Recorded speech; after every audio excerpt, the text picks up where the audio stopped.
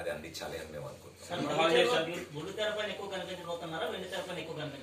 తెర సైజ్ ఒకటే మారుతుంది సార్, నా ఎంటర్టైన్మెంట్ అయితే సేమ్ కాబట్టి చూసే ప్రేక్షకులకు బుల్లి తెరైనా వెండి తెరైనా ప్రేక్షకులు అందరూ మనమే కాబట్టి ఇది కొంచెం పెద్ద ప్రయత్నం అంతే.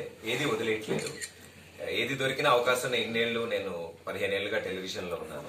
సో ఏ అవకాశం వచ్చినా తీసుకున్నాను, దాన్ని బాగా చేయాలి, నా స్టైల్లో చేయాలని కోరుతున్నాను. లేదు సార్, అంటే 1 in a million ఆపర్చునిటీ ఇది, నాకు వచ్చిన అదృష్టం. సో ఏ అవకాశం వచ్చినా తీసుకుని ఎంటర్టైన్ చేద్దాం అనుకున్నాను. సినిమా కూడా అంతే. సమ్మర్ వెకేషన్ అంటే టీనేజర్స్ ఎక్కువ వస్తారు సార్, వాళ్ళకి ఎంటర్టైన్మెంట్ తో పాటు కొద్దిగా యాక్షన్ కూడా ఉండాలి కదా, దాంట్లో యాక్షన్ ఉన్నారు. అదే సార్, నేను ఎంతవరకు చేస్తే బాగుంటుందో అంతవరకు యాక్షన్ సార్. యా సార్, నేను అందుకే అన్నా కదా సార్, ఇందులో బ్లడ్ షెడ్, కత్తులు అలా. Over to head office.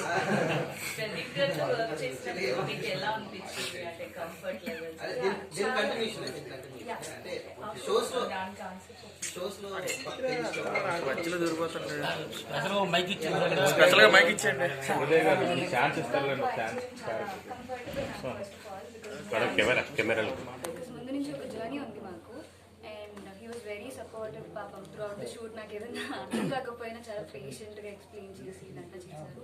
So it is very special work, చాలా హ్యాపీగా.